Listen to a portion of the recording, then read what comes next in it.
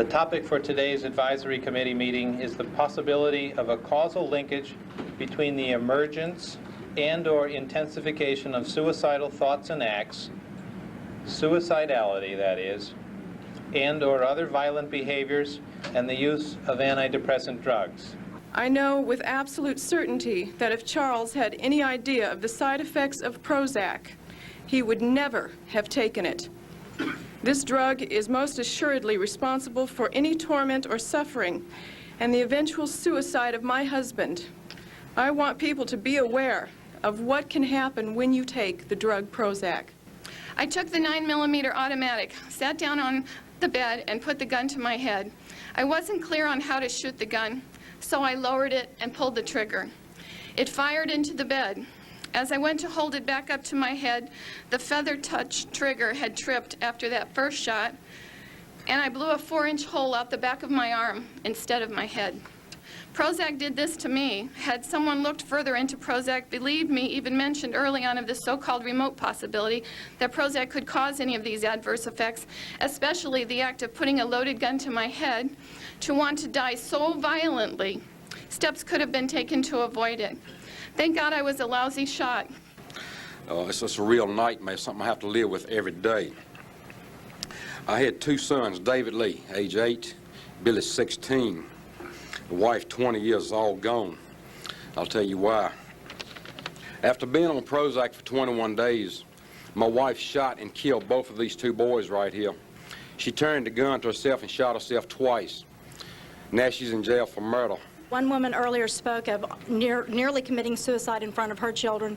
My sister did commit suicide in front of Lindsay. Another woman spoke of hollow point bullets. That's what my sister used to do it. My sister would have never killed herself in front of this little girl.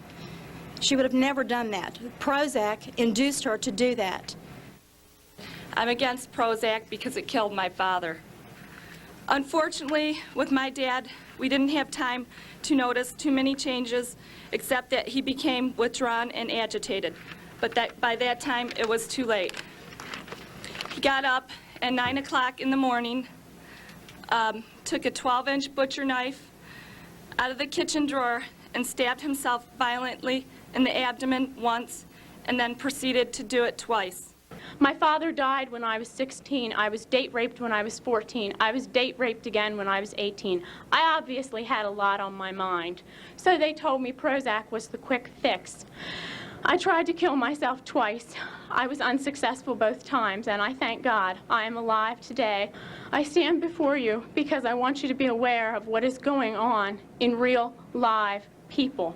If one of you will simply listen to what I have to say and bring life, or at least give somebody the chance, a future unsuspecting victim, the chance to have a life.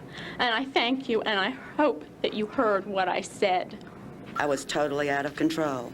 My friends were aghast at my deteriorating mental state, but were afraid to speak to me about it because of my agitated state of mind.